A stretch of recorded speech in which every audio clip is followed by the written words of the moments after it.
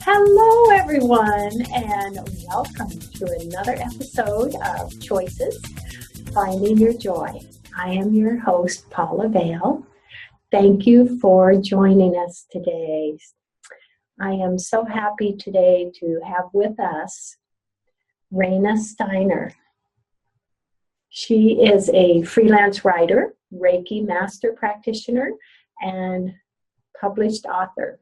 She's going to be sharing some fantastic information today about a recent novel. It is called Bitsy. To begin, I'd like to say welcome, Rayna. I'm so honored. Thank you so much for having me here today. Thank you. You're so welcome. Please share with the viewers a bit about yourself and what inspired you to write Bitsy. So, as Paula mentioned, I am a published author. My number one passion and joy in life is writing. I grew up in an abusive household, and one of my saving graces was journaling and writing. It really provided an outlet for me to use my voice so that I wasn't totally without some means of expressing myself in my youth. During some really traumatic experiences. So the older I've gotten, the more I've come to terms with being able to say out loud and say in public that I survived an abusive childhood. And that has become sort of a core story for me to share with the world. It's so important for us to be able to be open about that and to start talking about it so that the people who are committing those crimes against women and children can no longer live in the shadow of they can no longer live in the shadow of not being known. So it's really important for me to share that story. And as a lover of fiction, I naturally blended the experiences that I've had. I think we, as all writers do, blend our experiences in life with stories that come to us through our imagination. And for me, writing is really about channeling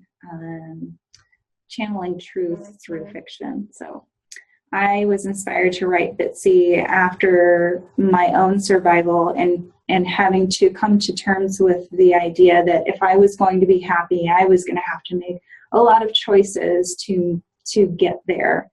And it was a slow process of pulling myself up by my own bootstraps and deciding I no longer wanted to have PTSD. I no longer wanted to feel anxious and under attack. And so I had to make choices to go into counseling and to talk about what was going on with me to get through that and to find joy in life and find those things that made me happy and then be able to do them. And one of those things is writing.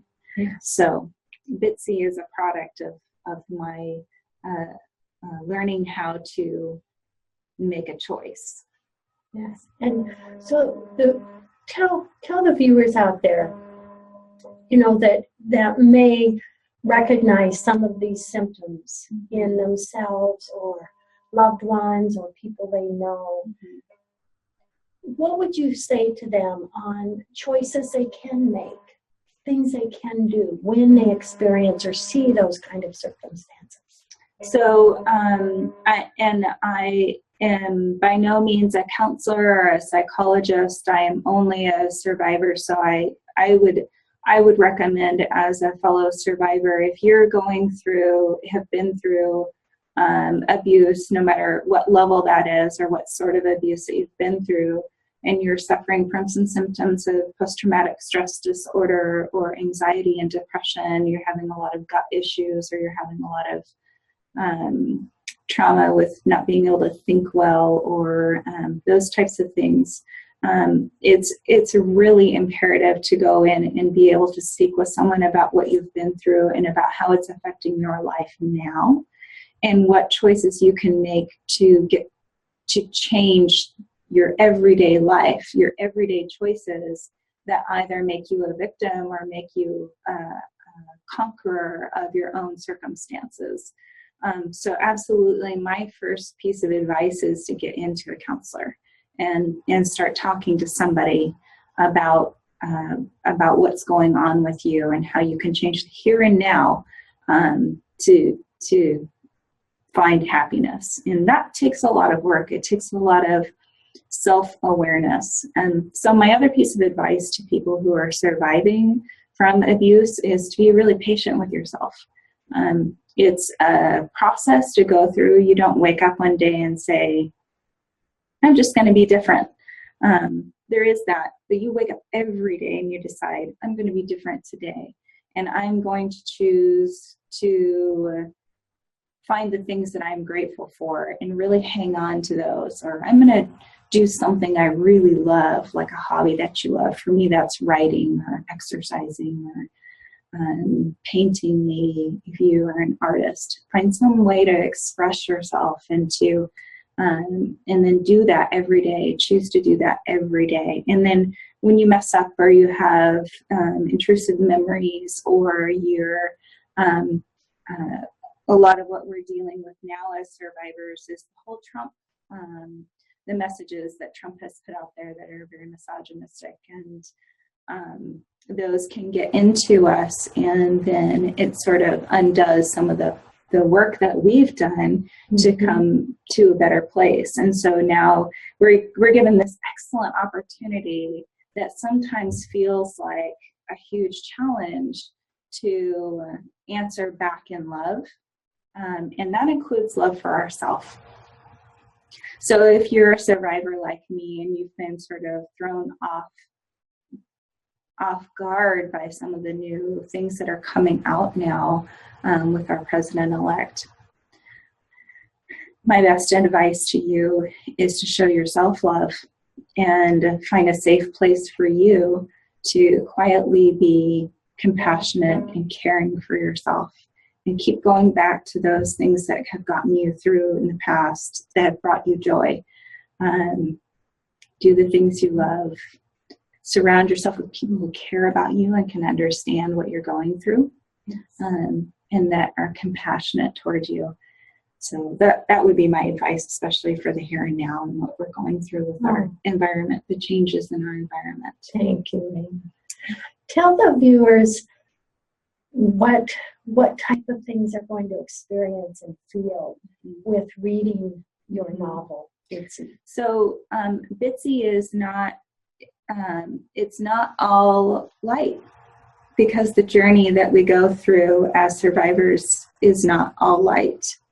So some of the things that Bitsy, Elizabeth Barrett, has dissociative identity disorder, which is oftentimes a result from trauma from abuse, particularly sexual abuse. So Elizabeth Barrett has come through a childhood where she suffered sexual abuse, and she has, as a result of that, has two very distinct personalities. One is Liz and one is Bitsy. And Liz happens upon some magic, and here's where the fiction comes in for me. She's happened upon some power that gives her the ability to dole out retribution to people who are causing this sort of harm to other women and children. And so what you're going to experience in the book is some of her acting out, making those choices, which inevitably leads to her gaining more darkness onto herself. Because we all make choices that are not the most evolved, and so we end up suffering the consequences of those. And then when Bitsy learns what Liz is doing, then Bitsy is faced with the choice of whether she is going to allow this to happen, if she's going to team up with Liz and allow this retribution to continue to take place, or if she's going to serve her higher purpose in wanting to bring light into the world to combat the shadows of abuse, and really hang on to her talent and her music ability to kind of share joy with the world. So it's really Bitsy is really a philosophical discussion about what do you do with the power that you have, because we all have power once we've been through really traumatic circumstances that where we feel like our power has been taken away. But that's really an illusion. Yes, it was taken away from us in the past, but that doesn't mean that we're any longer in a place where we have no power. If you survived it, first of all, nice job. Yes. Good for you. I'm so proud of you for surviving it. And now you get a choice. And how do you move forward with that is what is sort of discussed in a fictional backdrop in Bitsy. Oh. And, you know, it's so beautiful to share that, Rayna, that everyone has a choice. Mm-hmm. And that starts with today. Yes. And we can go so many different directions. Yep. And it starts every day. Every day. And some days we're not going to make the best choice. In those days, you then have another choice. Do you let that bad day determine how tomorrow is going to be? Or do you shake it off and go, you know what, it was a bad day. I think I'll go ahead and forgive myself and I'll try again tomorrow. And that sort of patience is what we need when we're recovering from trauma. Just be really forgiving with yourself. Loving yourself and forgiving yourself is such a powerful message. Mm-hmm. It really is. Yeah. Rayna, I understand now that you are also very sensitive and intuitive. Mm-hmm. Share with us what that has been like for you. So when I was a young child, I was 5, and the bad guy in my life came in to live with us. And the abuse began to happen pretty immediately after him joining our family. I was visited by an angel who came to me in the middle of the night and sang to me. It was actually around this time of year. It was Christmas, and we had been singing Christmas songs in the house, which we always love. You know, Christmas is my favorite time of year. I was really, as a 5-year-old, was really in a lot of fear because of some of the things that had already transpired. So this angel came to me and began to sing Christmas songs to me. And the songs were sang in a language I did not understand, but I knew the tunes. And so that one circumstance, that one experience has sort of shaped everything about my life. All of the experiences that I have had from that point forward, and maybe even before then, because I had already had, as a baby, had some experiences with angels that my mother told me about. But that experience was so layered in meaning. Not only was the angel providing a loving message that I was not alone, and that this Christ love, this beautiful Christ love, could save me from being absolutely destroyed by the trauma that was happening in my life. And also gave me the opportunity to recognize and embrace the ability to speak with angels, to connect with them for wisdom and for healing and for guidance. So I have always known that we are hooked into a higher power that is absolutely dedicated and committed to our betterment, and to helping us grow and raise ourselves in our vibration, and then to be able to emanate that love out to others. Has been that was the most beautiful, wonderful experience that set my life up to know that I could make it through anything I was going to go through. And it's been true. Yeah. Every moment. And now I have the opportunity with other people to be able to share with them and connect them with their angels and their guides and say, you're not alone. Not one of us is ever alone. It may feel like it sometimes. And whenever you feel like you're alone and you're lost and you're afraid and you think you're in the dark, just remember your angel is right there at your back. Yes. And they're ready to guide you and guard you and shine some light when you think you're in the darkness. Yeah. So that is a beautiful message. Yeah. That's we are not alone in that. That really can bring us through so many challenges in life. Mm-hmm. It really can. So Bitsy in the book also, because I see angels, the angels really conspired to bring around some circumstances to make sure that I wrote this book. And one of the things that they asked me to do was, before I sat down and started writing every morning, because I write in the mornings, is to meditate and to channel their energy and to make sure that the book was going in a direction that they wanted it to go. So Bitsy sees angels and she experiences angels, and they are an integral part of helping her through some traumatic experiences that happened during the book and guarding her and keeping her safe.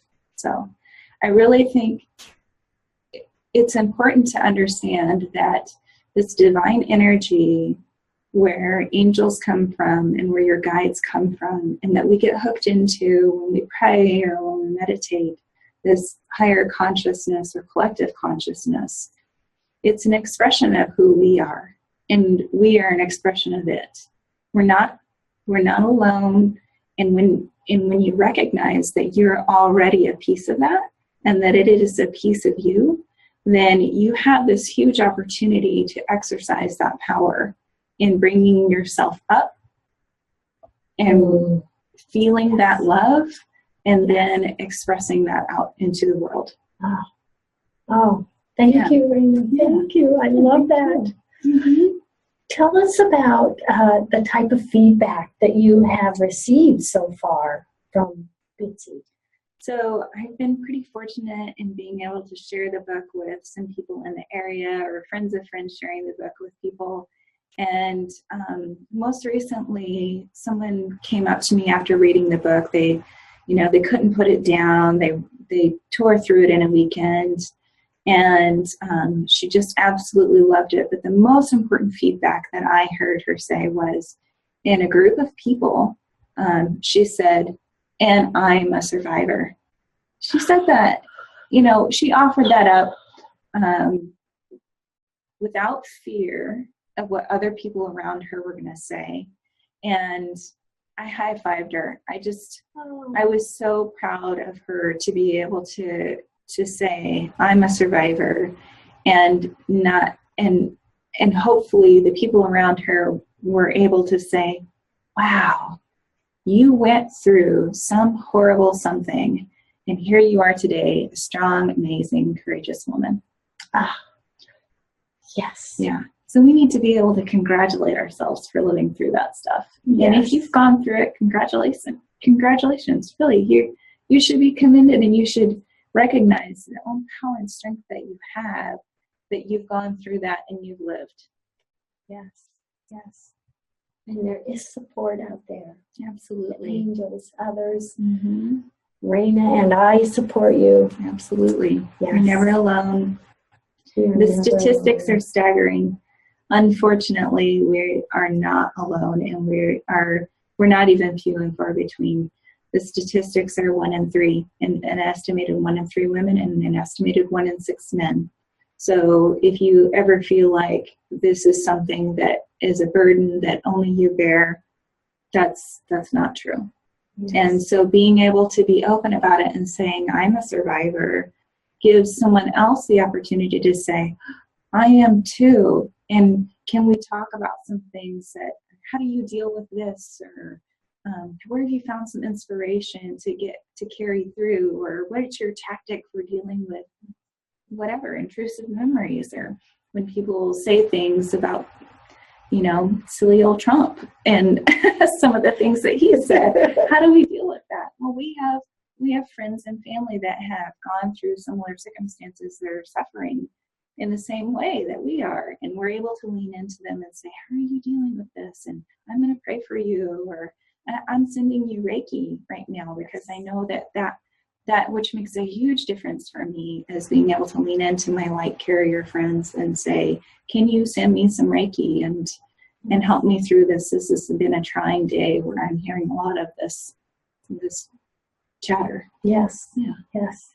Tell the viewers, Rayna, how they can purchase your books and perhaps your website and how they can get a hold of you if they have questions. So my books are on Amazon. So if you type in the search engine, it's Rayna L. Stiner.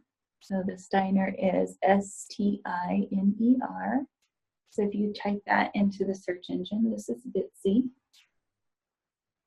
That's the cover of it.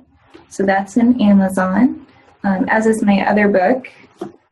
So if you type in Rayna L. Stiner, you'll also see The Broken Veil, which is another contemporary fantasy. And then you can look at my site and read my blog posts on RaynaLSteiner.com. All run together, no symbols or anything. And then if you'd like to connect with me as a Reiki master practitioner, or connect with your angels, I can be found at Reiki by Rayna, RAYNA.com. Oh, that's it. Rayna, you are just an inspiration. Oh, well, thank you. Thank you. Thank you. So many. Yeah. And I'm not that special, guys. If I can do it, you can do it too. Yes. I believe in you, and you're never alone. Yes. Oh, I love that. And that is the message we want to share today. Yes. Absolutely. We are not alone. We are supporting each other. Rayna and I are supporting you. Anyone that has questions that would like to contact Rayna, feel free to do so. I am here as well. If anyone would ever like to contact me, we're just so happy to be able to share this powerful message, because really it's something that really isn't discussed. Not as much as it should be. Yes. And so by me writing Bitsy, this was divinely directed that I needed to do this and that it was time. I don't know if you've ever tried to ignore angels talking to you, but it's not a great idea. You should probably listen and do what they ask you to do, because they only have your best interest at heart, and they have the best interest of all of our fellows at heart as well. You are so with us. Yeah. Do you see any other novels in your future? I am working on some epic fantasy novels right now. It'll be released as a series sometime in 2017. Fingers crossed. Oh, we will be watching for those. Yeah. Well, we have to come close to closing. Any last words you'd like to say to the viewers today, Rayna? Hang in there. We're all with you. We're all together in this. If you're really struggling with the atmosphere and how it is right now, and you're sensitive to this, you're not alone in that either. It's been really difficult for light workers especially. So we're here for you if you want to connect with us. Yes. Oh, Rayna, thank you so much. This has been such an honor to have you on the show. Thank you. And such an honor, everyone. I'm so grateful to have you viewing the show today. Rayna and I are just so thankful and grateful, and sending you love and hugs. And Reiki too. And Reiki too. Yes. Thank you so much, everyone. Goodbye. Bye.